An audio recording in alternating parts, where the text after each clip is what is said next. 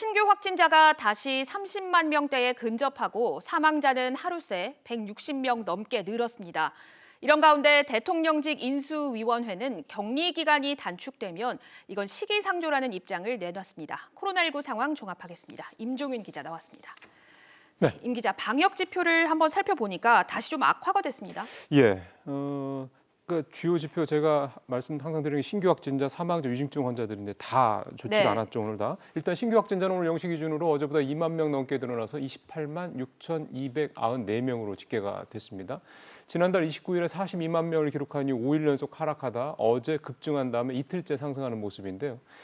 전반적인 감세가 유지가 되고 있는 것은 분명한데 정부와 의료계의 전망대로 해외처럼 단기간에 확진자가 급감하는 이른바 롱테일 형태 그런 것보다는 롱테일 그러니까 긴 꼬리 형태를 이루면서 앞으로 30만 명대 확진자가 이렇게 계속 나오는 이런 패턴이 당분간 이어질 것으로 예상이 좀 되는 모습이고요. 사망자 좀 말씀하셨는데 전날보다 162명이 급증을 했습니다. 지난달 30일 이후 최고치인데 전고점이 지난달 23일에 나온 471명이거든요. 일단 사망자가 이 471명을 넘지만 않는다면 감소세 이 추세 자체는 유지가 될 거다 이렇게 볼 수가 있겠습니다. 위중증 환자도 조금 늘었습니다. 네, 그리고 이 감염 재생 지수가 1 미만으로 내려갔다는데 이게 1 미만으로 내려갔다는 건 코로나 전파 확률이 좀 떨어졌다 이렇게 보면 될까요? 예, 정확하게 보셨습니다. 이게 지난주 현재 감염 재생 지수가 0.91인데요. 이게 이제 한 사람이 다른 사람에게 전파할 수 있는 숫자가 한 명에 못 미친다라는 얘기가 되는 거니까 지금 앵커 말씀하신 대로 확실히 확진자가 줄고 있다라는 어떻게 보면 증빙이 될 수도 있는 얘기고요. 의료계에서는 이 감염 재생 지수를 되게 좀 중요하게 사실 보는 수치이기도 합니다.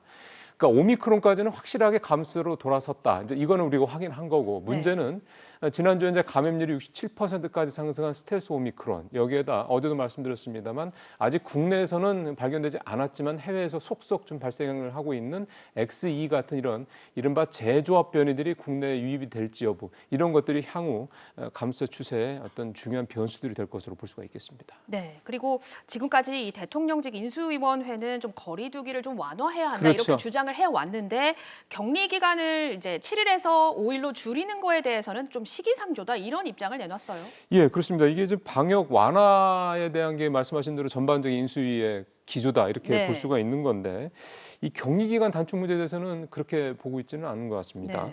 좀 표에서 나오는 것처럼 격리 기간이 단축돼서 나온 사람들이 다른 사람들에게 감염시켰을 때 사회 경제적으로 유리한 게 아니다. 이게 이제 어제 그 정기석 인수위 코로나19 비상대응 특별위원회 위원이 언급한 내용인데요. 정 위원은 전 질병관리청장이기도 합니다. 그러니까 7일간 격리가 해제되더라도 아직 바이러스가 남아 있어서 감염 위험이 있다는 점을 이제 강조한 셈이라고 볼 수가 있는 건데 사실 이 부분은 대부분의 감염병 전문가들도 함께 같은 생각을 하고 있는 그런 입장이기도 합니다. 때문에 정부가 현재 일상의료체계 전환의 중요한 포인트로 얘기하고 있는 게 격리기간 단축 또 코로나19의 1급 감염병에서 이제 2급으로 내리는 이 하향 조치 두 가지인데 이 두 가지 조치는 앞으로 당장 시행되기 좀 어렵지 않겠냐 이런 예측을 좀 해볼 수가 있겠습니다. 네, 임 기자 잘 들었습니다.